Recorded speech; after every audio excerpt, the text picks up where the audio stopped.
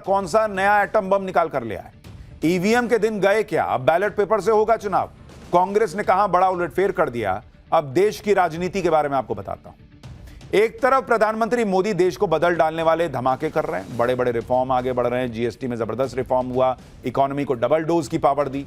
उधर इंडी गठबंधन और कांग्रेस है जो वोटर लिस्ट पर उलझा हुआ था, वोट चोरी का एजेंडा चलाने में जुटा हुआ था, ईवीएम बैलेट पेपर की बहस में ही उलझा हुआ है। उधर मोदी नए नए रिफॉर्म कर रहे हैं, इधर कांग्रेस नए नए स्टंट कर रही है। राहुल गांधी अब तक एटम बम की बात कर रहे थे, फिर हाइड्रोजन बम की बात करने लगे, आज वो आरक्षण वाला नया एटम बम निकाल कर ले आए। उधर एक नया स्टंट बैलेट पेपर से चुनाव करवाने का भी कर दिया। आज इस राजनीतिक घमासान के बारे में आपको बताऊंगा, लेकिन पहले किस तरह से आज देश में हंगामा हुआ है उसका ट्रेलर देखिए।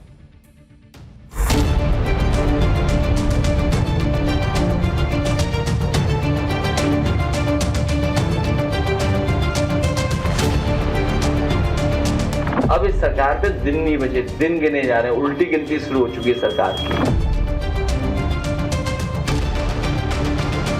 कोई बिहार से लेकर के आपत्तिजनक करके कोई बात है तो जरूर माफी मांगनी चाहिए।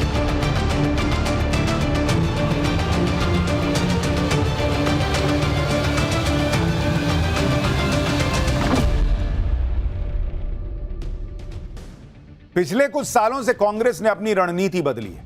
लोकसभा चुनाव से वो नरेंद्र मोदी को घेरने के लिए संविधान और आरक्षण का मुद्दा बना रहे हैं। अब कांग्रेस ने फिर से आरक्षण के मुद्दे को सुलगाना शुरू किया है।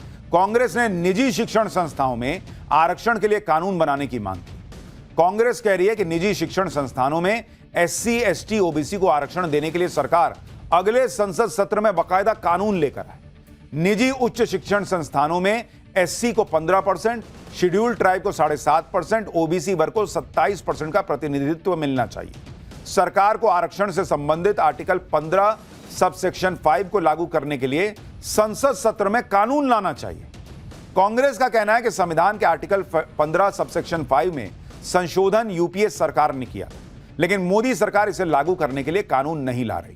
मोदी सरकार बहुजनों को न्याय नहीं देना चाहती। एक बार कांग्रेस को सुनिए, फिर आपको इसका सच भी बताता हूं।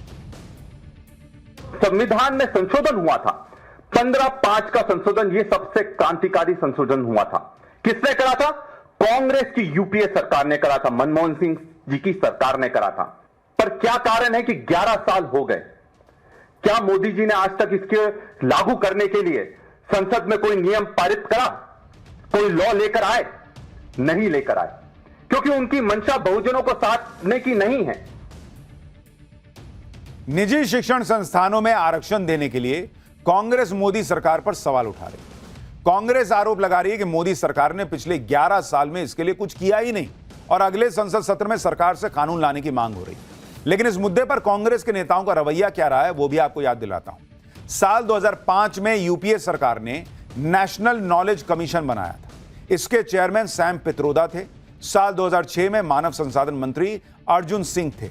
सरकार का प्रस्ताव था कि सेंट्रल एजुकेशनल इंस्टीट्यूट में ओबीसी आरक्षण दिया जाए, लेकिन नॉलेज कमीशन ने इसे साफ तौर पर मना कर दिया था। यूपीए सरकार के समय 8 लोगों की कमेटी ने इस प्रस्ताव को 6-2 से गिरा दिया था। आरक्षण के विरोध में कमीशन के 2 लोगों ने इस्तीफा तक दे दिया था।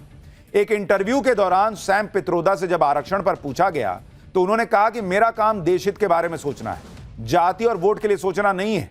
कॉलेज और उच्च शिक्षण संस्थानों में हम लोगों ने बहुत ज्यादा राजनीति घुसा दी है। इन संस्थानों को आजादी की जरूरत है, कोटा की नहीं। यह राहुल गांधी के कांग्रेस के खास सैम पित्रोदा ने कहा था। भाई आप देखिए कि पीएम मोदी लगातार किस तरह से जो बातें कर रहे हैं उसमें अब ये आरक्षण वाली बात लेकर आए। और इतना ही नहीं, अब बैलेट पेपर की भी एंट्री हो गई है। संविधान और आरक्षण को मुद्दा बनाकर नरेंद्र मोदी को घेरने के एजेंडे पर कांग्रेस पिछले कुछ अरसे से चल रही है। लेकिन आप देखिए कि पीएम मोदी नई नई टेक्नोलॉजी लाने की बात कर रहे हैं, एआई से कितना फायदा होगा इस पर बात कर रहे हैं। कांग्रेस बैलेट पेपर पर जा रही है, उसको अभी भी ईवीएम पे भरोसा नहीं। अभी तो कह रहे थे कि भाई वोटर लिस्ट से बीजेपी वोट चुराती है, अब ईवीएम पे फिर पीछे पड़ गए। वोट चोरी का मुद्दा उतना कारगर नहीं होता दिख रहा, तो अब कांग्रेस बैलेट पेपर से चुनाव कराने की मांग कर रही है। बैलेट पेपर से चुनाव जब होते थे तो किस तरह से वोटों की चोरी होती थी, बूथ के बूथ लूट लिए जाते थे, इसका इतिहास कांग्रेस भी जानती है। जबकि ईवीएम से छेड़छाड़ का कोई सबूत आज तक नहीं मिला। कर्नाटक की कांग्रेस सरकार हालांकि अब कह रही है कि राज्य में पंचायत और नगर निकाय चुनाव बैलेट पेपर से कराए जाएंगे। कैबिनेट ने बैलेट पेपर से चुनाव कराने के प्रस्ताव को मंजूरी दे दी है। कांग्रेस ने कहा कि ईवीएम की विश्वसनीयता पर लगातार सवाल उठ रहे हैं, इसलिए चुनाव आयोग से बैलेट पेपर से चुनाव कराने की सिफारिश की जाएगी। इसके साथ ही वोटर लिस्ट को भी अपडेट किया जाए, जिससे हर मतदाता वोट डाल सके। कांग्रेस ने चुनाव आयोग से बैलेट पेपर से पंचायत और निकाय चुनाव कराने की सिफारिश कर दी। अब इस पर चुनाव आयोग फैसला करेगा। कांग्रेस का कहना है कि हम ईवीएम पर भरोसा नहीं करते, हमें बैलेट सिस्टम पर भरोसा है। उस कर्नाटक में कराने की बात कर रहे हैं जहां खुद ईवीएम से चुनाव जीते हैं और कह रहे हैं ईवीएम पर भरोसा नहीं है, बैलेट से निकाय चुनाव कराएंगे। एक बार सुनिए जरा। See, this is a political decision which we have taken. We believe it in our ballot system. The government has the powers to recommend to the State Election Commission, and the State Election Commission will do it. Congress Karnataka में नगर निकाय और पंचायत चुनाव ballot paper से कराने की planning कर रही, लेकिन बैलेट पेपर से चुनाव किस तरह से होते हैं, क्या ये कांग्रेस भूल गई? पश्चिम बंगाल में साल 2023 में पंचायत चुनाव बैलेट पेपर से कराए गए थे। उस समय जो हिंसा और बूथ कैप्चरिंग की घटनाएं हुई थी, वो आज तक देश भूला नहीं। आप ये तस्वीरें देखिए, 2023 की तस्वीरें आपको दिखा रहा हूं। बंगाल में पंचायत चुनाव के दौरान बैलेट पेपर को ही जला दिया गया था। आप सोचिए किस लेवल का हंगामा हुआ था। एक आदमी बैलेट बॉक्स को ही लेके भाग गया था। ये तस्वीरें पश्चिम बंगाल के हुगली से आई थी। पंचायत चुनाव के दौरान इस तरह की कई घटनाएं हुई थी। एक और घटना आपको याद दिलाता हूं। साल 2023 में बंगाल का पंचायत चुनाव मिसाल बन गया था कि बैलेट पेपर से चुनाव होने पर कैसे बूथ कैप्चरिंग और हिंसा होती है। बीच सड़क पर लोग बैलेट बॉक्स को तोड़ रहे थे। बंगाल के पंचायत चुनाव में यह सब बैलेट पेपर से चुनाव कराने की वजह से हुआ था। ईवीएम से चुनाव होते तो क्या इस तरह की घटनाएं हो पाती? फिर भी कांग्रेस कर्नाटक में बैलेट पेपर से चुनाव कराने की मांग कर रही है। करिए, अभी यही नहीं तय कर पा रहे हैं कि ईवीएम में गड़बड़ी है कि वोटर लिस्ट में गड़बड़ी है, क्या चीज में गड़बड़ी है, इनको यही नहीं समझ में आ रहा, लेकिन चले जा रहा है इनका मामला। खैर, ये तो हो रहा है। पाठशाला में अब अगला चैप्टर, जिसमें आपको दिखाने जा रहा हूं शहबाज मुनीर की नई मुसीबत। ऑपरेशन सिंदूर के बाद अब क्या हुआ कि पाकिस्तान में कर्फ्यू लगाना पड़ गया। पाकिस्तान में पब्लिक बही जा रही, मरियम शरीफ पिकनिक मना रही है।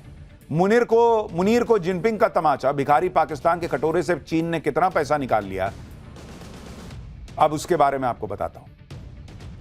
ऑपरेशन सिंदूर के बाद से ही पाकिस्तान के बुरे दिन चल रहे हैं। पाकिस्तान में एक के बाद एक नई आफत आती चली जा रही है, लेकिन इन दिनों पाकिस्तान पर जो आफत आई है उसके बाद तो पाकिस्तान में कर्फ्यू जैसे हालात हो गए। पाकिस्तान में बाढ़ का कहर मचा हुआ है। ऐसी भयंकर तस्वीरें आ रही हैं पाकिस्तान से, जिसे देखकर लग रहा है कि पूरा पाकिस्तान ही मानो पानी में डूब गया। आप देखिए, एक तो पानी, ऊपर से बाप रे बाप कूड़ा ही कूड़ा, पूरा कचरा। देश तो कचरा है ही, देश में भी कचरा है। मूसलाधार बारिश और बाढ़ ने आधे से ज्यादा पाकिस्तान को बर्बादी के समंदर में डुबो रखा है। लाहौर, कराची, इस्लामाबाद, देखिए ना भाई क्या हाल है। बड़े बड़े शहरों में हर तरफ बाढ़ का पानी घुसा हुआ। सबसे ज्यादा तबाही तो पाकिस्तान के पंजाब प्रांत में हुई है, जो 40 साल की सबसे बड़ी बाढ़ की चपेट में है, जहां रावी, चिनाब और सतलज नदी सैलाब बनकर बह रही। गांव के गांव पानी में डूब गए। करोड़ों एकड़ खेती लायक जमीन बर्बाद हो चुकी है।